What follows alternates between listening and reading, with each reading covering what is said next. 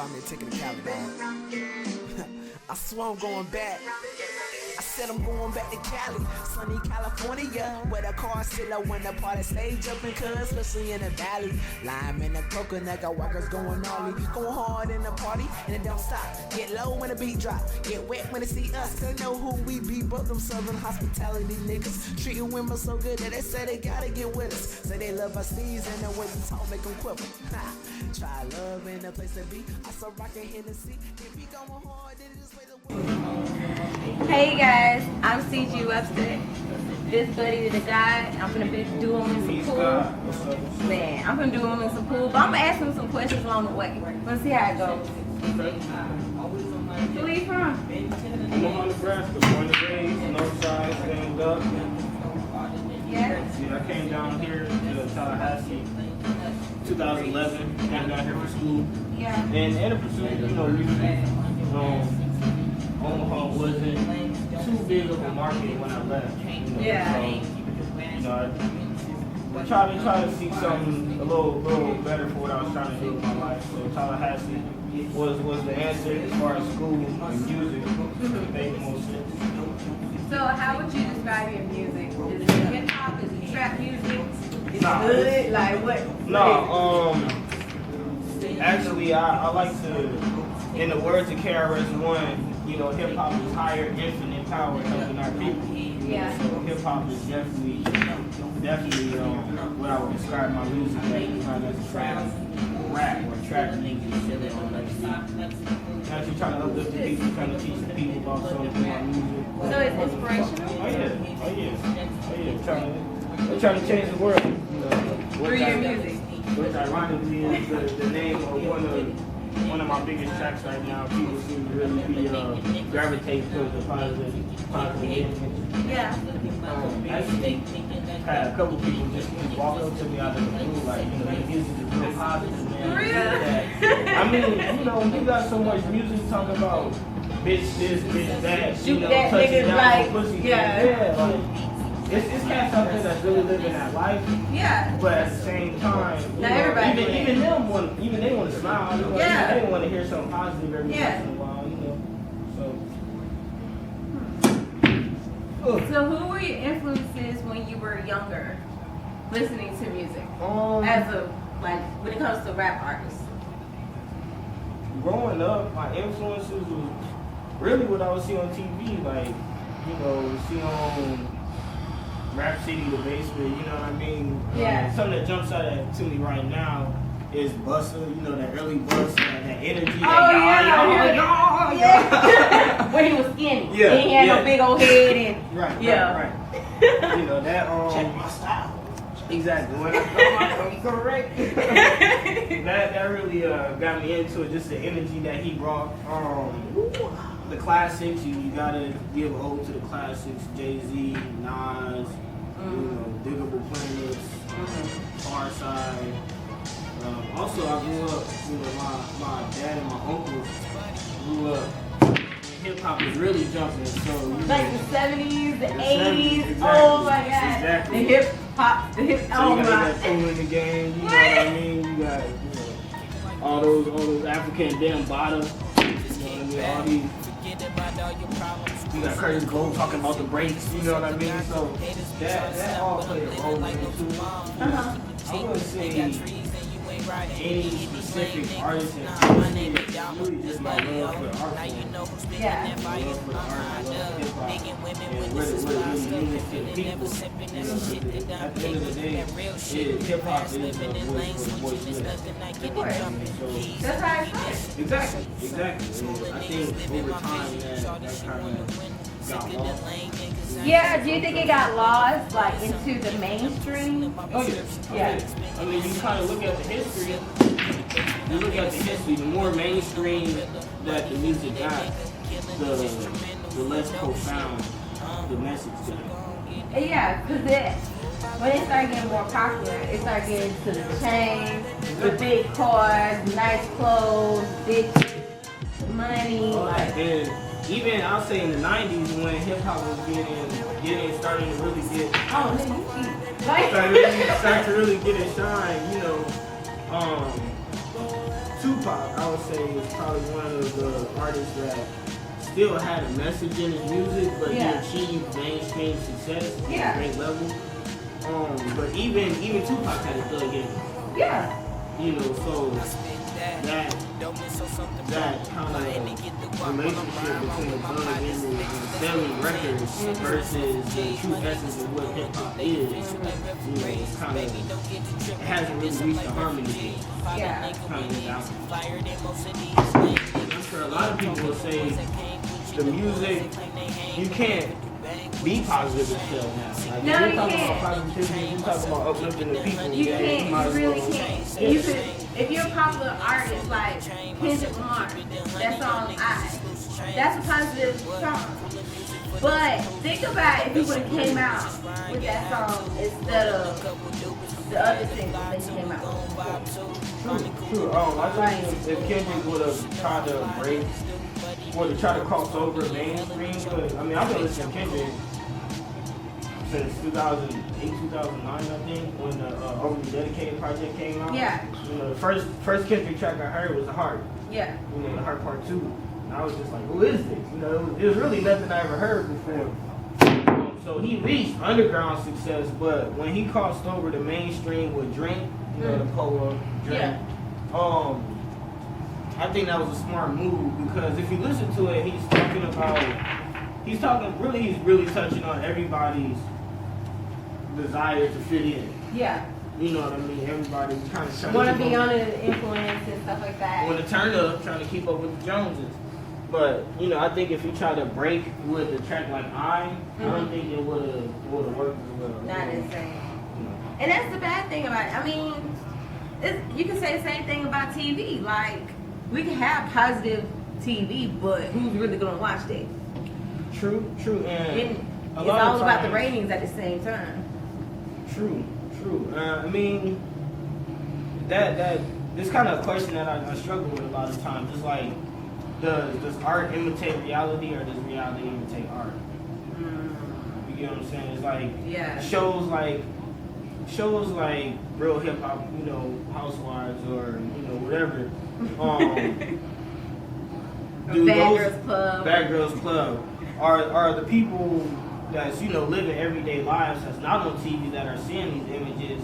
Are they influencing them, or are they being influenced by them? You know, and if the people, I mean, people really do have the power. If they don't want to listen to, you know, touching down on pussy niggas, kill, murder, drugs, then, you know, they'll stop buying it. The people really have the power. But Yeah, we do. But at the same time, I do think these media professionals, they study the demographic. They know how we think, you know, as a people. and what we like. So I really don't know. So, how did your group get started? Infinite Cannabis, we all met through school. We all went to film. Well, I think about 3 of us are still at film. But I'm actually, like I said, I'm from Omaha, Nebraska. So coming down here, I came down here by myself. Yeah. So I kind of needed somebody to be around. I wasn't trying to be here for 4 years just chilling by myself. Yeah, of course not. yeah, What so does that call it? Exactly. So I met you know, the cats at Infinite Cannabis, the homies, man. Shout out to Facey, shout out to Fur, shout out to Topher, you know what I mean, the whole camp, everybody. But we really met through school, and you know, it really didn't even become a music group until I say about a year ago. Yeah. Really. Yeah, about a year. So were you guys just friends, just chilling, just pulling it, making music, or what? Well, actually what happened was, like I said, I came down for music, so I was already rapping, and then my boy Facey, he had been rapping for years. We had both been rapping since high school. And we kind of vibed on that tip, you know what I mean? And then the homie Ferg, shout out to, you know, King Ferg, the connoisseur, he, I guess he had kind of freestyle like that, you know, when he was younger, but never really took it seriously. Yeah. And I had dropped my project, my first mixtape in 2011, so he kind of saw how serious I was taking it. And then Facey, freshman year 2011, Facey actually. I'm here. Oh. Yeah, I know you see how many balls on this table. I know you cheating. Man, he's cheating, man. Like. But yeah, Ferg kind of saw how serious I was taking it, and then Facey had beat Charlie Sky in a battle that year. Shout out to Charlie Sky, he the homie. But Facey had beat him in the battle, so we were getting some buzz. We were active. So I think Ferg saw that and he wanted to get active. He started to take rapping more seriously, and then the homie Reggie came on. And really, he was doing art. Like he's crazy with the art. Yeah. He's like drawing, graphic design. He's crazy. His mind is just somewhere else with it. But that's a good thing. That's a good thing. But he got influenced too by the music, and he tried it out. And as time went on, and he actually got better, and we started seeing a steady progression. Facey and I and Ferg, we like stick with it. Yeah. Stick with it, you know what I mean? If it's something that you really love, if it's something that you truly want to do, you know what I mean? You're not just doing it just trying to come up. You know what I mean? But you actually love the art form, then do it. And, we kind of, the term Infinite Cannabis kind of became its only thing just throughout time. Who came up with the name? Infinite Cannabis. How did the name get started? It's funny. Yeah. Freshman year, we used to smoke a lot. We used to smoke a lot. Like 20 blunt sessions was nothing. Oh. Yeah, that's. No. Yeah, we used to get it in. I mean, you got college students who, the parents sending them money every once in a while. We all get $125. We got net checks, income tax, all that. So. 5 people putting in $20 on weed, a day. A day? Y'all doing this a day? We'll spend a lot of money on weed. I said we'll spend a lot of money on weed. And food, because some of them get lunch, you got the word. Exactly. So all that weed, it became a point in time where no matter every time we smoke, it'll be like, dang, it's more weed, dang, we got more weed to smoke, more blunts. Like, it's Infinite Cannabis. Like, there's always more weed. Like, it just never stops. It never stops. Infinite Cannabis never stops. Have y'all always, had that one day where, man, y'all just looking through something and then y'all found some weed? Yeah, actually, one time I found another weed under my stove. No. Under my stove. Like, I was cleaning up, or I was doing something, and I just looked and I smelled some weed. That's coming from. And I looked, and it was like a nug. I say it was about a blunt under my stove. Are you? Dead serious. I would be that one like, man, I can't do this. Yeah, I can only do this one day a week with y'all. Cause y'all, yeah, I mean, we out for real. People have tapped out. We make people throw up. People are passed out. It gets real. Like we smoke. You know what I mean? But it is what it is. To each his own. I don't really knock people who don't smoke. And I'm not one of those people who feel like if you don't smoke, you're not cool. Oh no, that's not. No, it's not that serious. Exactly. It's not that deep. Exactly. And I'm not one of those people who feel like you got to smoke to have fun either. Yeah. It's just what I like to do. It is what it is. But as time progresses, the name Infinite Cannabis became something else. As far as it goes with the music, Infinite is the highest of the 7 chakras. The Infinite chakra is the highest state of consciousness. Once you reach infinite consciousness, it says that you're the God state. You're immortal as far as spirituality goes. That's one thing that really shaped my music. Yeah. Coming to FAMU at HBCU, learning more about my culture, African American culture, learning more about the spiritual side, because as black people, we are spiritual people. Yeah. And so learning more about that opened up a lot of avenues creatively for the music. Yeah. So Infinite, that's the highest, that's the immortal, that's the God consciousness, and cannabis, that's dope, you know what I mean? So we are, the music, the group, the movement is the highest consciousness, and it's drug. So he's trying to take you, he's trying to get you high, he's trying to take you to that point, he's trying to elevate you, he's trying to elevate your energy, trying to elevate your thoughts. So, what is the different styles within that?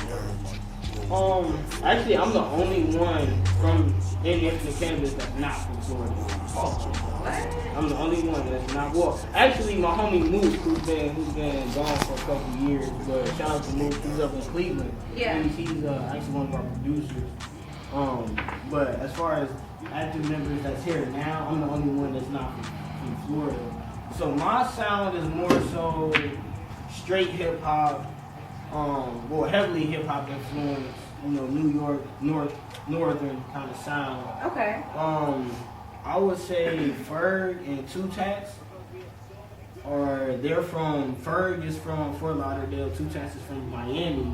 Ooh. So it's the gutter dirty south, you know what I mean? So that's but the knowledge is still there, you know what I mean? The message is still there. So it's not like we can't understand what he's saying, or he just saying some random ass shit like That mind and energy to make it known kind of gravitate.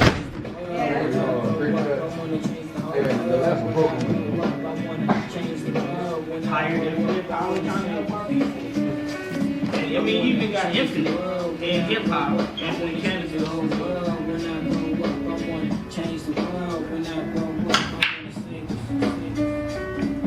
Keep thinking, if I ruled the world, what's would one it be thing like you like street about life? being an No indie reason for artist? squeezing the heat tight Indie and artist? strikes. No more thugging and ducking, but this life's no I mean, when you really get down to it, that's the picture I'm painting bigger than basically what I the used to difference. without Yeah. asking questions. Between Now the independent suicide, artists and the would it be mainstream cool if I artists. died and got crucified? Mainstream artists are tied down with contracts. what you can do, what you can't do, who you gonna work with, who you can't work with. You got so many invested interests in a lot of people think that you can get $1 million, $1.5 million advance, and it's not gonna come. But it's not your money at the end of the day. Like, it's not your money, you're paying them back at the end of the day. When you got the tour dates, the music, the bus, the food. And then another thing is the way the industry is changing. There are ways that artists will. There used to be ways that artists can make money outside of the contract, as far as merchandising, endorsement deals, things like that. But even now, the endorsement deals, you can't really do that. Even now, you can't even really be yourself, because if you be yourself, you might get cut. So, exactly. what's the point of even getting an endorsement deal? Exactly. And I mean, if you look at the model, independent labels, as time progresses, as it goes on, they're gaining more power. Yeah. You know what I mean? And the model has been set in ways, like you got, it's actually at the point, Macklemore, like independent artist, one Grammy, you know what I mean? It's not like being independent, means that you can't achieve success. Yeah, it's not, like back in the day, everybody was like, oh, I gotta get labeled, I gotta keep up here to record. No, not necessarily nowadays. Like, D-Lo ain't even on major records. Like, he's Trying to get my change up, trying to live my dreams, look at Even Mac Miller, living visions look bad with I think it's like quick fast cash, getting this fast commission. yeah. I know you sick of all that lame shit. I'm here to speak that he be spitting one of the biggest independent labels that is reaching success now with a magic is Pop just so sneakers, hey, shit the block. one of the people that I really look up to in the independent game, the underground game, is Currency. Yeah. I mean, Jet Life Records. That brand has become something bigger than its own. I was like, baby. That ain't no thing. I like his structure. He has creative control on what he wants to do, You know, people don't buy records anyway. No. People don't buy music. We don't anyway. buy albums anymore. We buy singles. It's like our attention span is like Exactly. it comes and it goes. With that, you know, you don't really worry about albums. So Currency, he drops his mixtape. He has his phone. I'm gonna let it run. He drops. Oh man. Okay. But Currency, he drops his tape. You know what I mean? He builds his following. Then he hits the road. It really gets his money. Yeah. And when it does come to time for him to drop his album, he has a distribution deal there with Warner Brothers, so he can get that industry. So he kind of got like not the 360 deal, but he got like one half. Like he can do his own thing. You can call it a 180. Like you can 180. Yeah, like he can do his own thing a little bit, but when he needs a big machine, he can run to it. Exactly. And like a couple artists are doing that now, because there's no point in being all turned down. Not at all. Like I said, the advantage of being an independent artist is the control. And at the end of the day, that's what you want. Yeah. You know what I mean? I hope that by the time this is all said and done, you know, 20, 30 years from now, I can be able to, you know, lay my head to rest with my catalog. Yeah. You know, I don't want to pass on and have some record label just slaving away my catalog. Yeah. Hold on to it. You know what I mean? I'll fight over it. Nah. I want to. When I go, I want my children to have my catalog. Yeah. You know, hopefully it's worth millions. Hopefully it's worth a fortune. You know, it's all about building an empire. But talking about catalog, you think like that's the reason why Lil Wayne is dealing with the bullshit? As far as with him and Young Money and yeah, him trying to get because out. you think about he's been doing it since he was 11 years old. And his music, like if he just did one concert with just him, we be turned, because you gotta think like you got Iron Man, you got all the Wayne got all this, and that's just what he's released. You know, Wayne is widely known as one of the hardest working men in the industry. So, you know, he carried the mic around with him, and there's no telling where he went and what he recorded. You know what I mean? And Pac said he finished 3 songs a day. Written, recorded. Did Kanye West used to do like 20 songs, write 20 songs or something like And verses? these are great names, I would say. These are legends in the game. Kanye, Wayne, Pac, you know what I mean? The work ethic, the catalog. But as far as his catalog getting him in trouble, I think it has something to do with it. Like I said, Lil Wayne is Lil Wayne, and he still can't drop the Carter 5 when he wants to. That speaks volumes. Yeah, that's what I'm saying. Like, he can't do it. Anybody else? I mean, Nas is one of the greatest MCs. Wiley is well known to have troubles with the record labels. You know what I mean? It's a lot of Lauryn Hill. I mean, the list almost goes on as far as artists It's a long list. that have almost been victimized Yeah, by the industry. basically. You know, but Like, they were good when it was hot and everything, but then, Exactly. like, when they want to come out with music, when they want to, they can't do it. It's problems, the issues. industry will chew you up and spit you out. No problem. They're cold. Cool. Is that one thing you're afraid of? If No. you ever hit mainstream? Or No. Because, like I said, I think a lot of artists voluntarily give away some of their power trying to chase some dream of vanity and some illusion. You know what I mean? I think you see it a lot of times. People who become millionaires are some of the most unhappy people. Money don't make you happy. Exactly. Money don't make me happy. Actually, a lot of people say, you know, if you broke and you on drugs and you get $1 million one day, most likely all you're gonna do is spend $500,000 on drugs. Yeah. So that really has no bearing. It's really the music. It's really the art. That's what people love. You know what I mean? And I look at my music like you're saying with the Change the World song. It has a vibe to it. Like my music, I look at it as music or food for the soul. You know, and I'm in love with the art. I love music. You know, so I think a lot of cats that's getting in the game now are doing it to get money. Basically.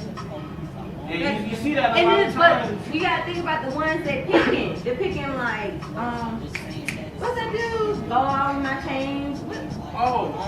Trinidad James. Yeah, they're picking niggas like that really don't care. They just like, oh shit, you know, this shit popping off. I'm gonna make a $1 million deal. I'm gonna do all this. I'm gonna spend all this money. But then again, you're not creative enough to come up with more work and stuff like that. It's just like, you didn't even care about the contract you just signed, so now you're stuck. You got these drug dealers who really just trying to make money. So they rap about selling drugs, making money, this lavish lifestyle, and then once they get it, it's like, what now? Exactly. And I think personally that's where you see a lot of artists quote unquote sell out. Yeah. Because they reach the point to where, okay, I've been rapping about the grind, I've been rapping about just trying to get these millions, and now that I've been now you don't got these nothing to say. millions. But that's the difference between Wayne, that's the difference between a lot of the rappers that came up from the hood, even though they know where they came from, they're gonna start like, you know, evolving to different stuff. Like they moved to a different environment, they're in LA, they're enjoying themselves, so they're gonna do different stuff. Wayne started getting to hard rock and stuff like that. Like True. people say he was fake, but that was a different part of him. You can only do the same thing for so long. Yeah. You can only do the same thing for so long. You know, I actually, when Wayne came out with the rock gimmick, you know, he started skateboarding and playing the guitar. Yeah. I'm not one of the people who feel like as an artist you should fit in a box. He's an artist.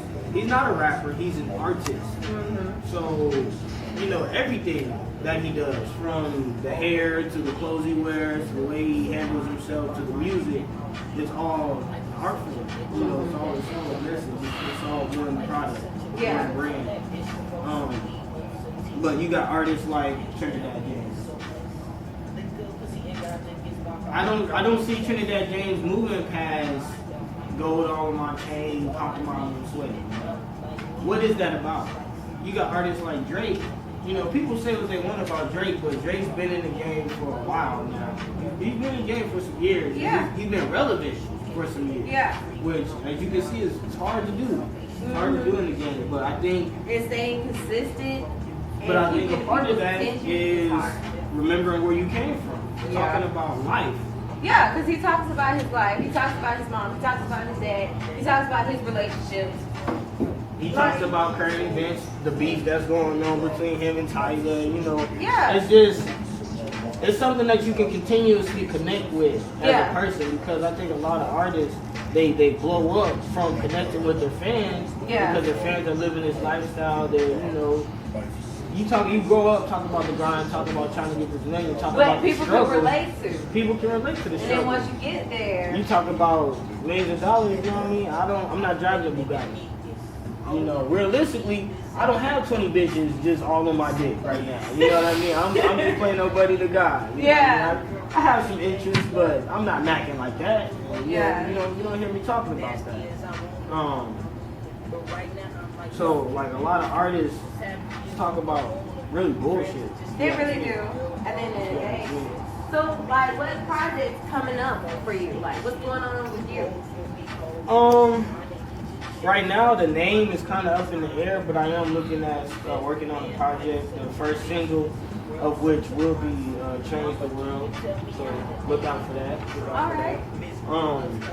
But yeah, I'm looking to drop a project within the first 2 quarters of 2015. So I would say the summer, August at the latest. Yeah. August at the latest, if everything works out. Also out of Infinite Cannabis, the homie Facey is working on a project titled Face. Yeah. You know, you should look out for that. Any performances going on for you guys for New Year's? Like, what's going on? Like, well, at this moment, shout out to Ice. You know what I'm saying? Every 6th and 20th at Rose back on 6. she hosts the Tallahassee Artist Showcase. Yeah. So, you know, you got independent artists coming in, doing their thing. You know, there is a prize, but I don't really focus on the prize. I focus on trying to get my performance, my stage presence, my package. I feel like the creativity in here would be so live. Like, Oh, yeah, you're gonna hear the different vibe. voices, different people, different vibe flows is- and stuff like that. Like, And the thing I like about it is it's all love. yeah. You know what I mean? You don't really have artists that's like, oh, you know, that song ain't all that. You know what I mean? Like, it's artists, if I've got up and even though it's somewhat of a competition, Yeah. I've got up and I hop on stage. If it's a song I like, if it's an artist I rock with, we're gonna turn up. You know what I mean? Yeah. We're gonna rock it. So, you know, it's more so of a family, man. It's more so of a family. And I really rock with that. Tallahassee has some artists. Tallahassee has some do. real They talent. do out have there. artists. Some real talent.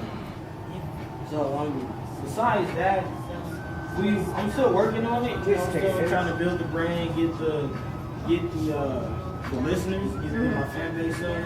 And that's really what this first project is about. It's about 10-track EP, just trying to shoot some things out there into the atmosphere and see what people gravitate towards. Okay. So will it still be the inspirational music? Is it gonna be anything a little bit different in the album? The mixtape, like something fast paced or something like. I'm gonna try to mix it up. I'm gonna Yeah. definitely try to mix it up, but I have to stay true, you know, to what I stand yourself. for. I have to Yeah. stay true to myself, exactly. So, you know, I'm always going to try to uplift the people. Okay. You know, and anciently, historically, music was used as a healing agent. You know, music can heal the soul. I know we've all had times where emotionally we felt damaged. But then when you hear that turn up song, what? Exactly. That's Good, medicine. I don't man. care what nobody says. That's medicine. That's healing. You know what I mean? So I'm gonna always try to do that, but I'm gonna you know, I'm gonna create music for life. So I'm gonna create music if you want to smoke and chill. I'm gonna create music for that. I'm gonna create music if you want to, you know, party. There's ways to party and still be positive. Yeah. You know what I mean? I can tell you to turn up and dance without calling, you know, everybody a bitch. Yeah. That's true. Well, I'm CG Webster. This is Buddi3 Da Gawd. Buddi3 Peace to Da Gawd. God. I'm mad because he keep beating me. I think the conversation got you distracted. No, because I was trying to get it, man. I really was trying. But this is Connection and we signing out. Peace. Infinite